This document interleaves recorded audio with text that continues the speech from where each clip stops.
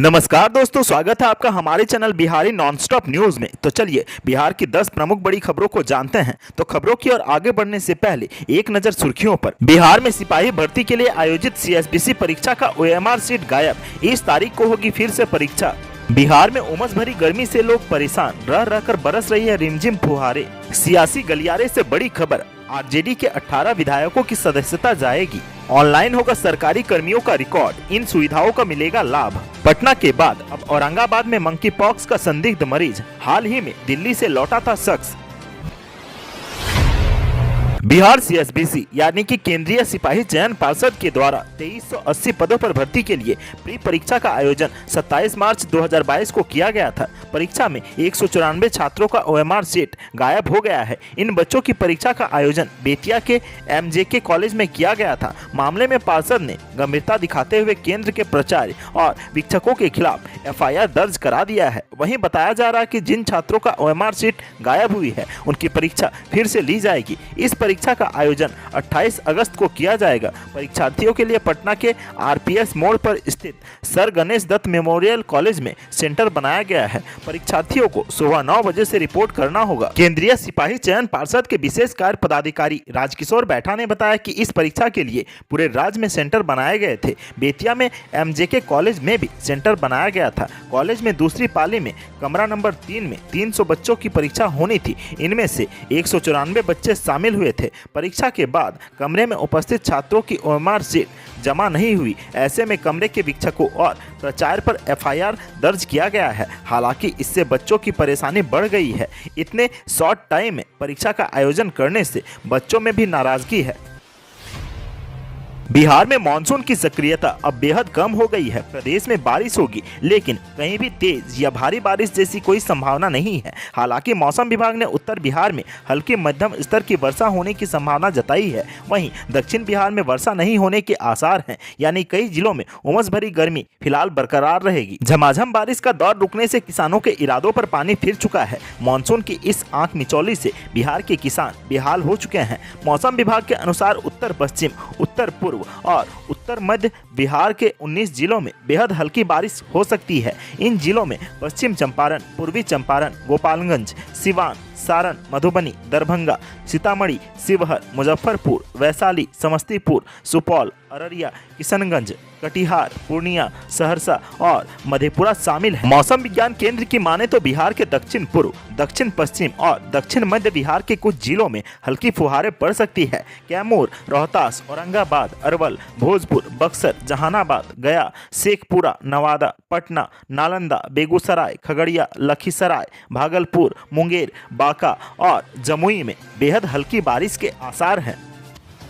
बिहार में सियासी हलचल लगातार जारी है। बिहार के सियासी गलियारों से इस वक्त की सबसे बड़ी खबर आ रही है। खबर यह है कि कभी भी राजद के 18 विधायकों की सदस्यता जा सकती है। विधानसभा अध्यक्ष विजय कुमार सिन्हा के साथ विधानसभा में हुए दुर्व्यवहार मामले में अनुशासन समिति ने रिपोर्ट विधानसभा अध्यक्ष को सौंपी थी, जिसमें राजद के 18 विधायकों ने विधानसभा अध्यक्ष के साथ बदसलूकी की थी। अनुशासन समिति की ओर से राजद के 18 विधायकों को दोषी बताया गया है। ऐसे में विधानसभा अध्यक्ष विजय कुमार सिन्हा कभी भी एक्शन ले सकते हैं। बता दें कि विजय कुमार सिन्हा कल कोरोना संक्रमित हो गए थे और आज वे फिर नेगेटिव हो गए हैं। अब इस मामले में विपक्ष के 18 विधायकों पर कार्रवाई कभी भी की जा सकती है। ऐसे में बीजेपी बिहार की सबसे बड़ी पार्टी बन जाएगी। इस मामले में आरजेडी के इन 18 विधायकों के ऊपर कभी भी गाज गिर सकती है, उन पर बड़ा एक्शन हो सकता है। राजद के 18 विधायकों के ऊपर एक्शन की तैयारी की जा चुकी है। बिहार के सियासी गलियारों में हलचल के बीच डिप्टी सीएम तारकिशोर प्रसाद के आवास पर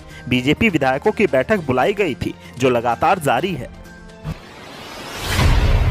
बिहार राज्य के सभी सरकारी विभागों में काम करने वाले सभी स्तर के कर्मियों का रिकॉर्ड ऑनलाइन होगा। इससे संबंधित एचआरएमएस प्रणाली लागू होने जा रही है। अगस्त महीने के अंत तक इसका पहला फेज शुरू हो जाएगा। इसमें सभी कर्मियों का अगस्त महीने का पेरोल बनाने की प्रक्रिया शुरू करने की कवायद चल रही है। अब तक कर्मियों का वेतन सीएफएमएस के माध्यम से सीधे ट्रेजरी से बनता था। अब एचआरएमएस सिस्टम में वेतन, भत्ता, इंक्रीमेंट, छुट्टी से लेकर पूरी सर्विस बुक तक ऑनलाइन हो जाएगी। इस प्रणाली का दूसरा फेज जनवरी फरवरी 2023 में शुरू होगा। इसमें प्रखंड से लेकर राज्य स्तरीय सभी कर्मी जुड़ जाएंगे। बता दें कि वित्त विभाग और 5 और सामान्य प्रशासन विभाग संयुक्त रूप से इस प्रणाली को विकसित कर रहे हैं। कोई कटौती होगी तो वह अपने आप सिस्टम से हो जाएगी और इसका कारण भी यहाँ दिखेगा। वित्त विभाग और सामान्य प्रशासन विभाग संयुक्त रूप से इस प्रणाली को विकसित कर रहे हैं।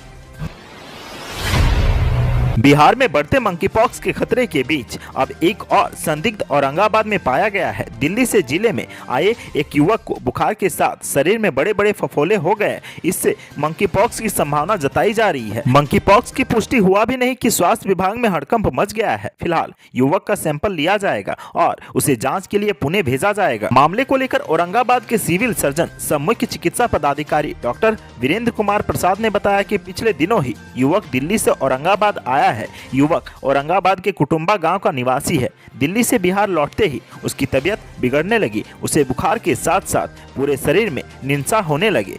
फिर क्या था, मंकीपॉक्स की चर्चा होने लगी। फिलहाल युवक को उसके ही घर में आइसोलेट कराया गया है। जांच के लिए टीम को भेजकर सैंपल कलेक्शन कराया जा रहा है। उसके सैंपल को पुणे भेजने की तैयारी की जाएगी। सिविल सर्जन ने बताया कि पूरे गांव में अलर्ट जारी किया गया है। जितने भी लोग उसके कांटेक्ट में आए हैं सबकी जांच की जा रही है।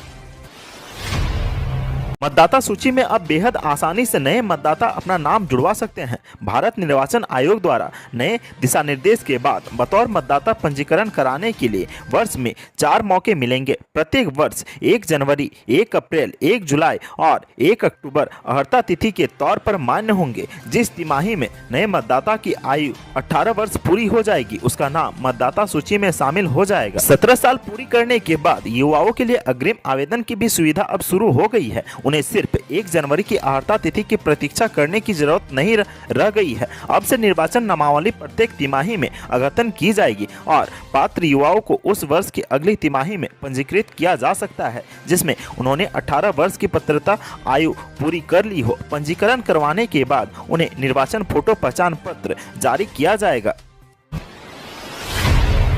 बैंक में नौकरी की तैयारी करने वाले अभ्यर्थियों के लिए अच्छी खबर है। Institute of banking personal selection ने पीओ भर्ती के लिए नोटिफिकेशन जारी किया है। इस बम्पर भर्ती के नोटिफिकेशन को बीती रात जारी किया गया है। जो भी लंबे अरसे से इस भर्ती का इंतजार कर रहे थे वे IBPS की आधिकारिक वेबसाइट ibps.in पर जाकर आवेदन कर सकते हैं। IBPS द्वारा जारी नोटिफिकेशन के मुताबिक bank of Baroda, bank of India, bank of Maharashtra, Canara bank, central bank of India, Indian bank, Indian overseas bank, Punjab national bank, Punjab and Sindh bank, UCO bank, union bank of India में प्रोबेशनरी ऑफिसर और management trainee पदों के लिए 6,432 पदों पर vacancy निकाली गई है। इच्छुक उम्मीदवार इसके लिए ऑनलाइन आवेदन कर सकते हैं। इसके लिए ऑनलाइन आवेदन करने की अंतिम तिथि 22 अगस्त है।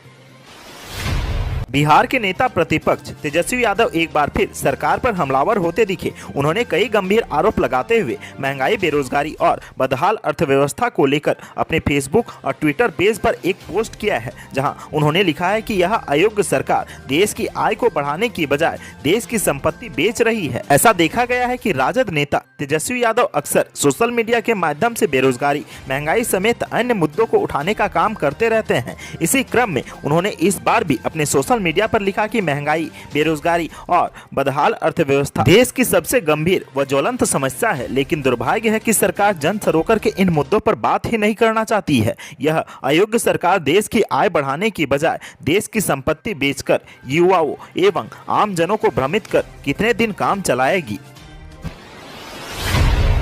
बिहार के 23 जिलों में मतदाता सूची में पुरुषों की तुलना में महिलाओं की संख्या कम है। इस बाबत चुनाव आयोग की ओर से नवंबर में मतदाता सूची के पुनरीक्षण कार्य में वैसे जिलों और विधानसभा क्षेत्रों में अभियान चलाया जाएगा जहां लिंगानुपात कम है। राज्य का जनसंख्या अनुपात 918 है जबकि मतदाता सूची का लिंगानुपात 904 है। इसे देखते हुए सभी जिला निर्वाचन पदाधिकारियों को निर्देश दिया गया है कि लिंगानुपात में हर हाल में सुधार होना चाहिए। राज्य के सिर्फ 15 जिले ऐसे हैं जहां की मतदाता सूची में जेंडर रेशियो आदर्श है, जबकि 23 जिले ऐसे हैं जहां की मतदाता सूची में महिलाओं की संख्या औसत रूप से पुरुषों से कम है। मुख्य निर्वाचन पदाधिकारी HR श्रीनिवास ने बताया कि आयोग के निर्देश को सभी जिलों तक जारी कर दिया गया है।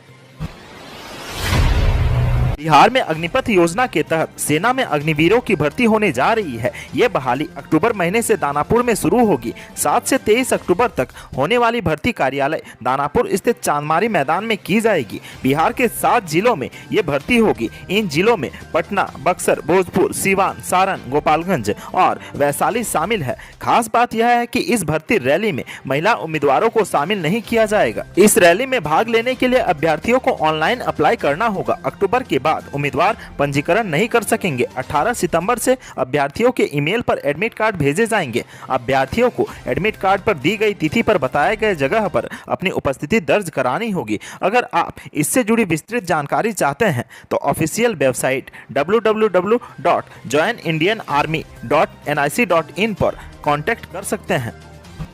आज की सुर्खियों में बस इतना ही। बिहार से जुड़ी खबरों के लिए सब्सक्राइब करें हमारे चैनल को और साथ ही साथ वीडियो अगर पसंद आए तो लाइक, कमेंट, शेयर